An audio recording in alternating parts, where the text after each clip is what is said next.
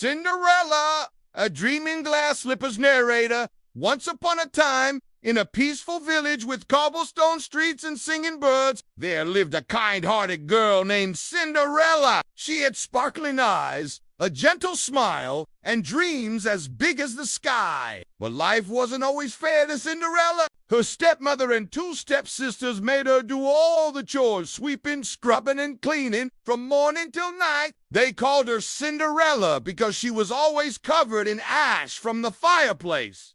But Cinderella never complained. She talked to the birds, sang with the mice, and believed that kindness was its own kind of magic. One day, a grand letter arrived at their cottage. It was an invitation from the palace. Royal messenger. Every young lady in the kingdom is invited to the royal ball. The prince shall choose someone to be his friend and partner. Cinderella's heart fluttered. She dreamed of going to the ball, wearing a beautiful gown and dancing beneath the stars. But her stepsisters just laughed.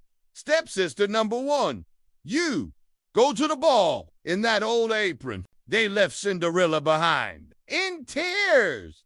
But that's when something wonderful happened. A soft glow filled the garden, and there appeared a kind woman in a sparkling cloak. Fairy godmother, don't cry, dear one. You shall go to the ball. With a flick of her wand, a pumpkin turned into a golden carriage. Mice became prancing white horses, and Cinderella's worn clothes shimmered into a gown of silver and stars with glass slippers that twinkled like moonlight. Fairy godmother, go, my dear, but remember you must return by midnight, before the magic fades. At the ball, everyone noticed the mysterious girl who arrived in the glowing carriage. Even the prince couldn't take his eyes off her. They danced and laughed and talked about everything: books, adventures, and dreams.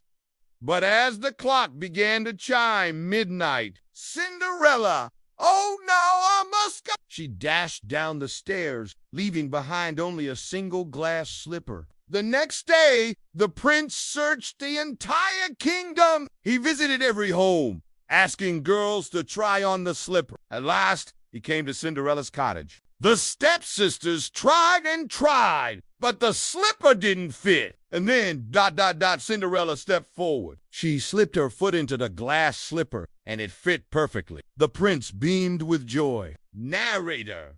From that day on, Cinderella's life changed not because she became a princess, but because someone saw her for who she truly was: kind, brave, and full of life. She lived happily ever after, with laughter, love, and lots of friends, including the mice, the birds, and even her forgiving heart. The end.